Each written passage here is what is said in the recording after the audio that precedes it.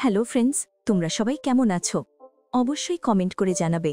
Put your head on my shoulder ড্রামার episode 9-এ আমরা দেখি যখন গুই প্লেট ঠেকছিল তখন হঠাৎ ডোরবেলের আওয়াজ আসে। আর সেই আওয়াজ শুনে মোমো বলে, এত রাতে কে আসতে পারে?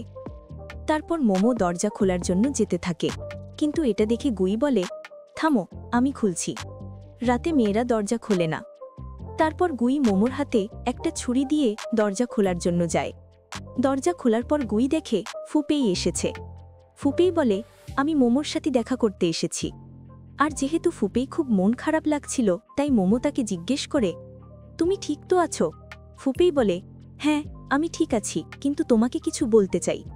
এরপর ফুপেই আর মোমো বাইরে কথা বলতে চলে যায়। ওদিকে আমরা দেখি গুই এই সব দেখে ভীষণ রেগে যায়।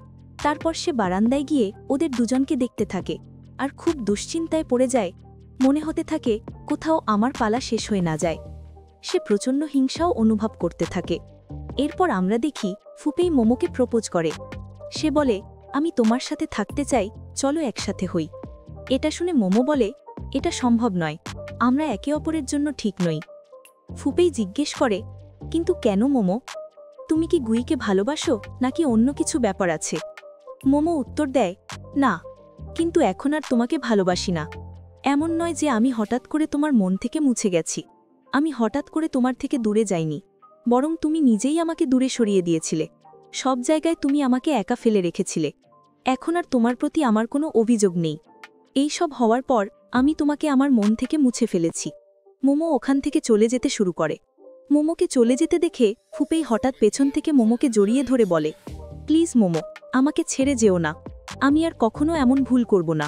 আমাকে আরেকটা সুযোগ দাও। কিন্তু মোমো ঠান্ডা গলায় বলে, আমি আর তোমাকে পছন্দ করি না।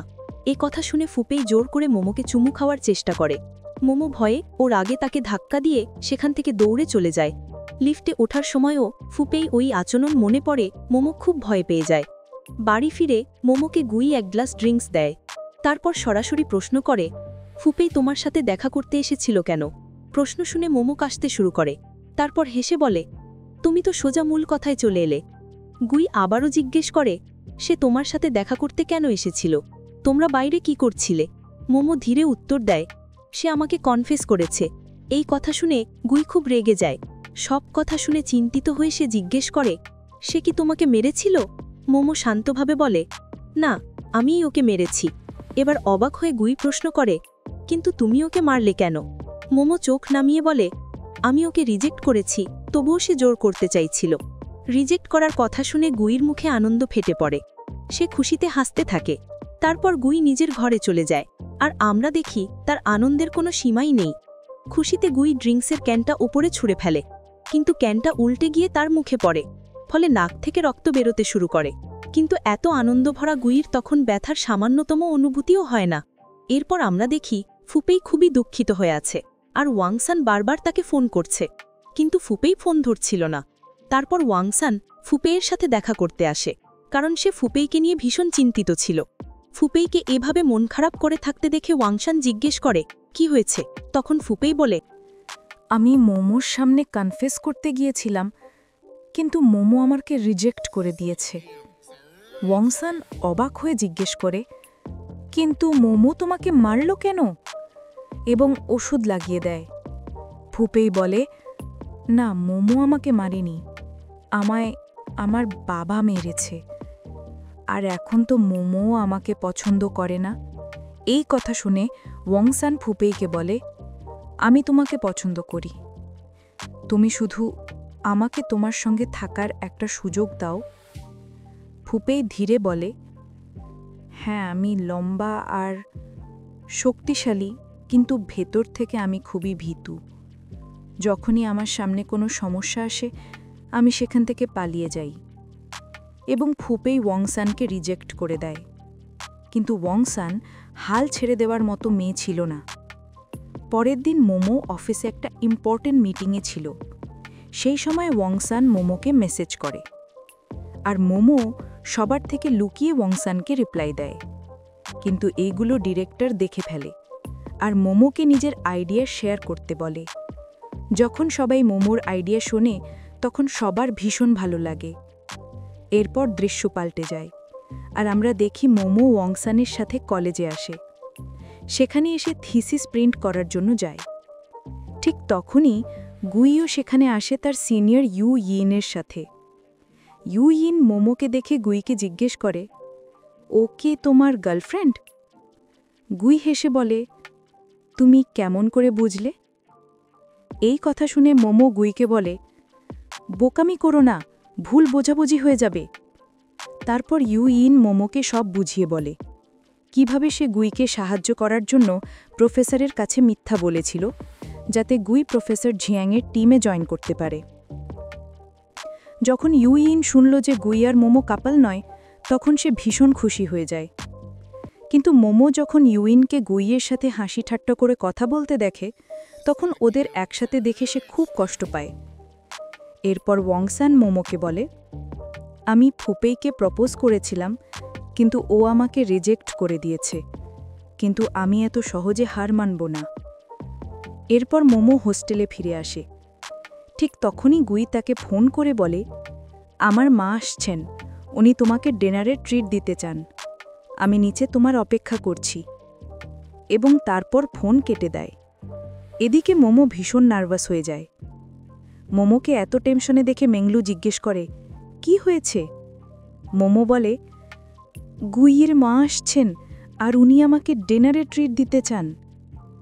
এটা শুনে মেংলু হেসে বলে, তো কি হয়েছে? নিজের শাশুড়ির সাথে দেখা করতে এত দুশ্চিন্তা করার কি আছে? এদিকে গুই হোস্টেলের নিচে মোমোর জন্য অপেক্ষা করছিল। মোমো নিচে আসতেই গুই বলে, চলো যাই। তারপর আমরা দেখি গুই আর মোমো এক রেস্টুরেন্টে বসে গুইয়ের মায়ের আসার অপেক্ষা করছে। মোমো খুবই নার্ভাস লাগছিল। সে গুইকে জিজ্ঞেস করে, তোমার মা খুব রাগি টাগি টাইপের নাকি? এটা শুনে গুই মজা করে বলে, তোমার মায়ের মতোই। এরপর গুই বলে, মা চলে এসেছেন। এই কথা শুনে মোমো উঠে দাঁড়ায় আর গুইয়ের মাকে ওয়েলকাম করতে যায়। সে নিজের পরিচয় দেয়। গুইয়ের মা মোমোকে দেখেই খুশি হয়ে বলেন, তুমি কত সুন্দরী, একেবারে তোমার মায়ের মতো। তারপর সবাই টেবিলে গিয়ে বসে। গুইয়ের মা খাবার অর্ডার করতে গিয়ে গুইয়ের জন্য চিংড়ি অর্ডার করেন। এটা শুনে মোমো তাড়াতাড়ি বলে, কিন্তু গুই তো চিংড়িতে অ্যালার্জিক। গুই তখন মাকে বলে, হ্যাঁ, এটা আপনি জানেন না। গুইয়ের মা অবাক হয়ে বলেন, কিন্তু চিংড়ি তো তোমার ফেভারিট ছিল। গুই মাথা নেড়ে বলে, না, আসলে এতে আমার অ্যালার্জি আছে। এটা শুনে গুইয়ের মা কনফিউজ হয়ে যান আর বলেন, হয়তো আমি ভুল করছি, আমার হয়তো মনে রাখার ক্ষমতা কমে গেছে। তারপর তিনি গুইয়ের জন্য মাছ অর্ডার করেন। ডিনার শেষ করার পর গুইয়ের মা বলে, আমরা তো খুব তাড়াতাড়ি ডিনার শেষ করে ফেললাম, তাহলে কেন না বাড়ি গিয়ে একটু চা খাওয়া যাক?